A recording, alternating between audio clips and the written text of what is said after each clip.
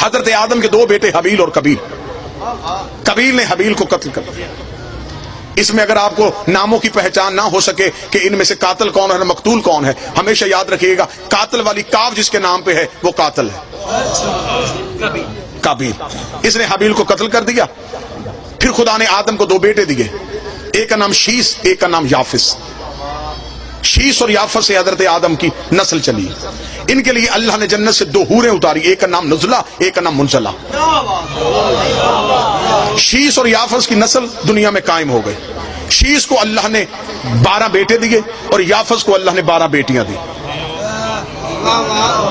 ان دونوں کی خاندانوں کی آپس میں شادیاں ہونی شروع ہو گئی اور نسل انسانی پھیلنا شروع ہو گئی. شیس اور یافس سے نسل انسانی چلی.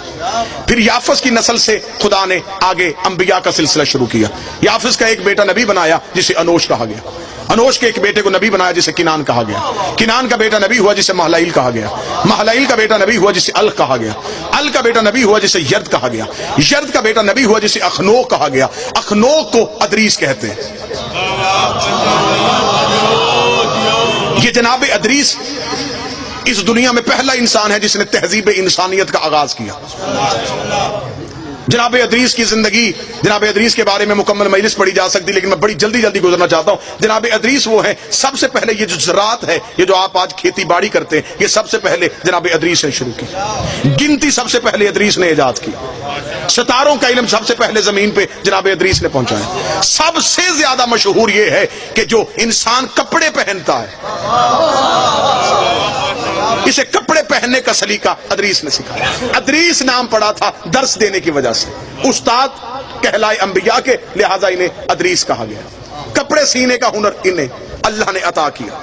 پھر جب انہیں کپڑے سینے کا طریقہ آ گیا، خدا نے کہا تجھے کپڑے سینے کا طریقہ آ گیا ہے، اب میں تجھے جنت میں بٹھا لیتا ہوں کیونکہ مجھے جنت کے مالکوں کا لباس چاہیے. جناب ادریس کو خدا نے، اور جناب ادریس وہ اللہ کا نبی ہے جو زندہ ہے اور جنت میں ہے.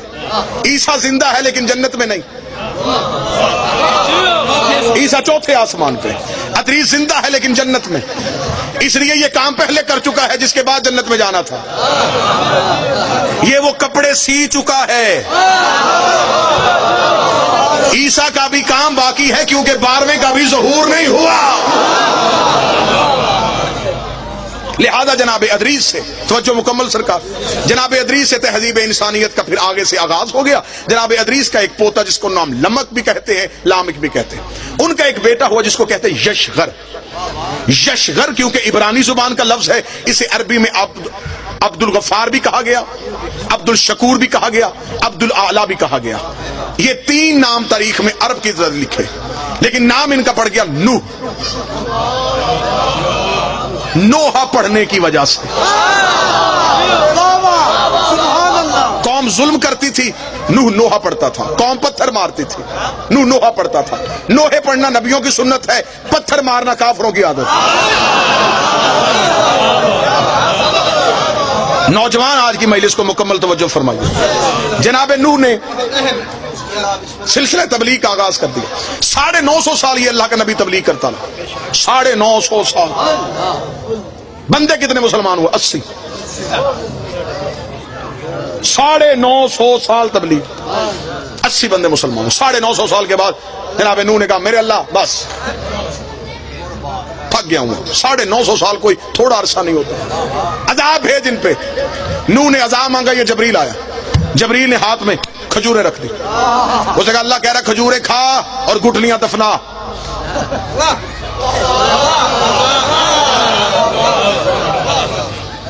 اب دیکھے حد ہو گئی. اب مانگا اس نے، عذاب تھا. کھجوریں گئی. نوح نے کہا میں 950 سال کے بعد اگر مانگا ہی مانگا تو اس نے کھجوریں کیوں بھیج دی؟ جبریل نے کہا خدا کہہ رہا ہے کہ کھجوریں کھا اور اس کی گٹلیاں زمین میں دفنا. ان سے کھجور کا درخت پیدا ہوگا. جب وہ کھجور کا درخت پیدا ہو جائے اس کھجور کے درخت کے لکڑیاں اتارنا، اس لکڑی کے پھٹے بنانا، ان پھٹوں سے پھر ایک کشتی بنانا. نوح نے کہا کہ کیونکہ جو زمیندار بندے بیٹھے یہ میری اس بات کو ضرور یقیناً اس پہ دلیل دیں گے. کھجور وہ درخت ہے جو دیر سے جوان ہوتا ہے. بیری کہتا सफेदा कहता, कोई और दरख्त कहता, खुदा ने कहा खजूर से बना। उन्होंने कहा खजूर कब जवान होगी, कब लकड़ियां उतारूंगा, मैं किसी और दरख्त की लकड़ियां उठा लूं। लफ्ज सुनना, लफ्ज, मैं किसी और दरख्त की लकड़ी उठा के उससे बनाऊं। जबरील ने कहा तुझे नहीं पता सफीना बनना है नजात का, नजात के सफीने को यहां की लकड़ी लग ही नहीं सकती। कौन शिया है जिसे नबी की हदीस नहीं याद? नबी ने कहा मेरी अहले बैत की मिसाल सफीना नूह की है। अगर नूह की कश्ती को यहां की लकड़ी नहीं लगती तो अहले बैत में कोई गुनाहगार कैसे आ सकता?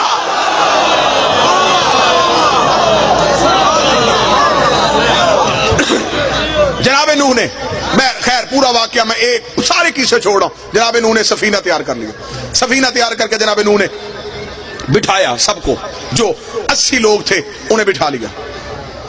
बेटा छोड़ के चला गया कनान, डूब गया। बीवी गर्क थी, नबी की बीवी मारी गई। था नबी का बेटा, गर्क हो गया। जोड़े जोड़े बिठाने शुरू कर दिए। जानवरों की हर नस्ल, क्योंकि दोबारा पूरी दुनिया ने गर्क होना था, नई दुनिया आबाद करनी थी, लिहाजा हर मखलूक का जोड़ा चाहिए था। नबी ने बुलाया सारी मखलूकात में से 80 इंसान आ गए और हर एक जानवर का जोड़ा जोड़ा आना शुरू हुआ। हत्ता के खंजीर जो है ये भी नूह की कश्ती की तरफ दौड़ा। इसकी माता ने इससे पूछा कहां जा रहा है? इसने कहा तुझे नहीं पता, नबी बुला रहा है। अगर ना गए तो कल को दुनिया कहेगी थी सूर थे नहीं आए।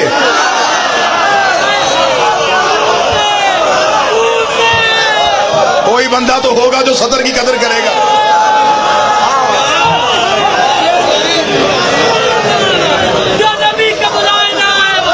कल को दुनिया कहेगी, राय नजम साहब कल को दुनिया कहेगी खंजीर थे, नबी बुलाता रहा नहीं है, लिहाजा हमें जाना पड़ेगा। चले गए 80 लोग आबाद हो गए। 80 लोग लेके जनाब नूह की कश्ती को हजूदी पे जाकर रुकी। पूरी दुनिया गर्क हो गई। तुर्की के करीब एक शहर है आवरान, आज भी है। ये पहला शहर है जनाब नूह के दौर का जो आबाद हुआ। अगर नौजवान बैठे, अगर आप गूगल पे जाएं, मैप उठाएं, तो आपको अराक से मूसल से जो हलब की रोड है उस पर आप देखें तो शमाल की जानिब आपको वो आबादी नजर आएगी, आवरान। ये जमाना कदीम का सबसे पुराना शहर है जो आज भी आबाद है। यहां पे आके वो 80 लोग आके ठहरे। इन्होंने उस शहर, 80 लोगों ने वो शहर आबाद किया। वहां पे आज भी एक गली है, एक बाजार है जिसे कहते हैं सूकुस समानिया। 80 लोगों की आबाद की हुई गली। समानियान कहा जाता है 80 को, सू कहा जाता है अरबी में बाजार को। 80 लोगों का आबाद किया हुआ बाजार।